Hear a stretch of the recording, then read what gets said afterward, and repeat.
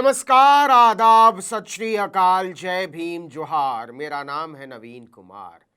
मुंबई स्थित ईरानी वाणिज्य दूतावास ने यह वीडियो डोनाल्ड ट्रंप के उस बयान के जवाब में जारी किया है जिसमें उन्होंने कहा है कि हमने ईरान की पूरी नौसेना को खत्म कर दिया है।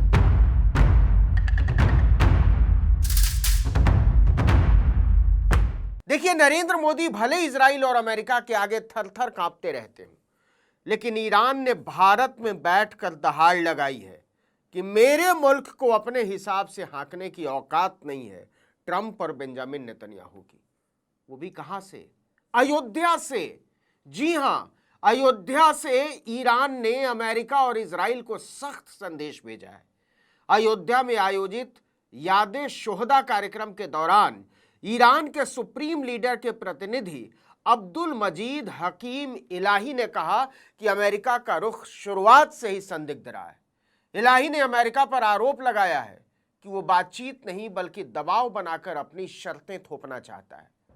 एक तरफ अमेरिका इसे खुला रखने की बात करता है, वहीं दूसरी तरफ नाकेबंदी जैसी स्थिति पैदा कर रहा है। अयोध्या में दिए बयान में इलाही ने कहा कि ईरान युद्ध नहीं चाहता है, हम शांति का समर्थन करते हैं, लेकिन अमेरिका का रवैया इसके विपरीत है। हम इसके आगे हरगिज हथियार नहीं डालेंगे। साफ दिखाई दे रहा है कि ईरान को लेकर अमेरिका और इजराइल के युद्ध अपराधों ने दुनिया को एक नाजुक मोड़ पर पहुंचा दिया है। ईरानी राष्ट्रपति मसूद पजश्कियान ने भी कहा है कि हमारे नेशनल रेजिस्टेंस यानी झुकने की बजाय मिलकर मुकाबला करने की वजह से देश को गिराने की विदेशी कोशिशें नाकाम हो गई। उन्होंने कहा कि उन पर थोपी हुई जंग को ईरानी जनता ने नाकाम कर दिया। पजश्कियान ने साफ कहा कि वो अंतर्राष्ट्रीय कानून के दायरे में रहकर ही बातचीत जारी रखेंगे। साथ ही उन्होंने होर्मुज को लेकर चेतावनी दी और कहा कि यहां किसी भी तरह का तनाव पूरी दुनिया पर असर डाल सकता है। ईरानी राष्ट्रपति ने यह भी संकेत दिया कि अगर अमेरिका अपनी दबाव वाली नीति छोड़ता है और ईरानी जनता के अधिकारों का सम्मान करता है तो समझौते का रास्ता निकल सकता है। देखिए, 24 घंटे में 5 ऐसी अहम घटनाएं घटी हैं दुनिया में जिसने ईरान को लेकर ट्रंप की कमजोरियों को जाहिर कर दिया है। पहली घटना तो है ट्रंप की खुली धमकी। उन्होंने धमकी दी है कि हम होर्मुज की नाकेबंदी का जवाब नाकेबंदी से देंगे और जो भी ईरानी जहाज अमेरिकी नाकेबंदी के पास आएगा उसे तुरंत और सख्ती से तबाह कर दिया जाएगा। इसके अलावा जो भी जहाज ईरान को टोल देकर होर्मुज पार करेंगे, चाहे वो किसी भी देश के हों, उनके रास्ते में भी अमेरिका अड़ंगा लगाएगा। दूसरी घटना इसके जवाब में हुई और वो है ईरान की जवाबी चेतावनी।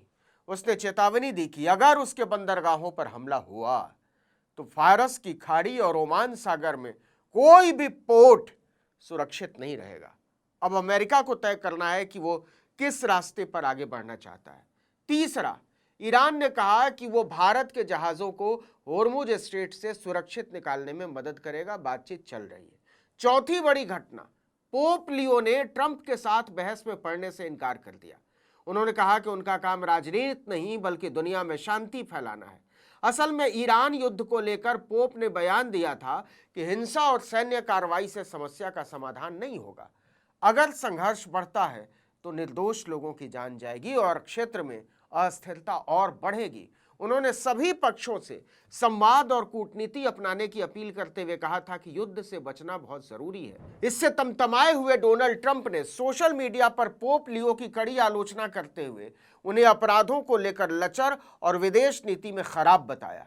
इसी के जवाब में पोप ने कहा कि मुझे इस तरह की किसी भी बहस में नहीं पड़ना, विश्व शांति के लिए मेरे प्रयास जारी रहेंगे। और पांचवी घटना, एक बार फिर से युद्ध विराम की उम्मीद जागी है। पाकिस्तान ने उम्मीद जताई है कि अमेरिका और ईरान के बीच सीज फायर वार्ता फिर शुरू हो सकती है और अगली मीटिंग में कोई न कोई ठोस नतीजा निकल सकता है। एसोसिएटेड प्रेस की एक रिपोर्ट के मुताबिक भी दोनों देश आमने सामने बातचीत के जरिए समाधान तलाशने की कोशिश कर रहे हैं ताकि बढ़ते तनाव को खत्म किया जा सके। यह बैठक इस्लामाबाद या जेनेवा में हो सकती है। हालांकि तारीख और जगह पर अंतिम फैसला होना अभी बाकी है। आपको पता ही होगा कि इससे पहले इस्लामाबाद में हुई पहली बैठक 11 अप्रैल को बिना किसी समझौते के खत्म हो गई थी बेनतीजा। ईरान ने बैठक के फौरन बाद इसकी नाकामी के लिए अमेरिका और इजराइल को दोषी ठहराया था। आपको बता दें कि ईरान ने एक बार फिर से अपने हथियार कार्यक्रमों को जायज ठहराया है। उसके विदेश मंत्री सैयद अरागची ने कहा है कि अमेरिकी रुख ने साबित कर दिया है कि हमारी हथियार नीति बिल्कुल ठीक थी। अगर हमने हथियारों पर खर्च नहीं किया होता तो अमेरिका कब का ईरान के तेल भंडारों पर कब्जा कर चुका होता और ईरान के अंदर कई छोटे छोटे गाजा बना चुका होता। उधर चीन के राष्ट्रपति शी जिनपिंग ने मिडिल ईस्ट में बढ़ते तनाव को लेकर कहा कि दुनिया को जंगल के कानून वाली हालत में नहीं जाने देना चाहिए। सबको ये बात याद रखनी होगी कि दुनिया अब ताकतवरों के हिसाब से नहीं चल सकती। बीजिंग में अबू धाबी के क्राउन प्रिंस शेख खालिद बिन मोहम्मद से मुलाकात के बाद जिनपिंग ने कहा कि दुनिया को संयुक्त राष्ट्र के नियमों और अंतर्राष्ट्रीय कानून के आधार पर ही चलना चाहिए।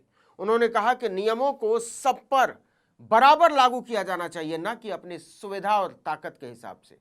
चीन ने ईरान के बंदरगाहों पर अमेरिका की नाकेबंदी को भी खतरनाक और गैर जिम्मेदाराना बताया है। चीन के विदेश मंत्रालय के प्रवक्ता गुओ जियाकुन ने कहा कि अमेरिका की इस कार्रवाई से क्षेत्र में तनाव और बढ़ेगा। उन्होंने कहा कि अमेरिका ने सैन्य गतिविधियां बढ़ाकर टारगेटेड नाकेबंदी की है, जिससे पहले से ही कमजोर पड़े सीज फायर समझौते पर असर पड़ सकता है। चीन ने यह भी चेतावनी दी कि इस कदम से होर्मुज से गुजरने वाले जहाज़ों की सुरक्षा खतरे में पड़ सकती है। असल में ट्रंप अभी भी गली के गुंडों की तरह व्यवहार कर रहे हैं। उन्हें लगता है कि गीदड़ भभकी से वो पूरी दुनिया को जैसे चाहे चला सकते हैं। नरेंद्र मोदी जैसे विश्व गुरु तक को उन्होंने कह दिया कि वो मेरी खुशामद में लगे रहते हैं। ट्रंप को इसकी आदत लग चुकी थी। ऐसे में ईरान का खूंटा गाड़कर खड़े हो जाना ट्रंप को बर्दाश्त नहीं हो रहा है। इसीलिए जब ईरान ने होर्मुज की नाकेबंदी जारी रखने का ऐलान किया तो उनके डिप्टी उपराष्ट्रपति जेडी वेंस ने ईरान पर इकोनॉमिक आतंकवाद की तैयारी का आरोप मढ़ दिया। फॉक्स न्यूज़ को दिए एक इंटरव्यू में उन्होंने कहा कि अगर ईरान को परमाणु हथियार मिल जाते हैं तो इसका वैश्विक प्रभाव और खतरनाक हो सकता है। उन्होंने ट्रंप की नीति का समर्थन करते हुए कहा कि ईरान को किसी भी कीमत पर परमाणु हथियार रखने नहीं दिया जाएगा। अमेरिका को ईरान से ठोस भरोसा चाहिए कि वो परमाणु हथियार विकसित नहीं करेगा, तभी दोनों देशों के बीच कोई मजबूत समझौता संभव हो सकता है। अब एक बार फिर से उस वीडियो पर आइए जो मुंबई स्थित ईरान के कॉन्सुलेट जनरल ने जारी किया है।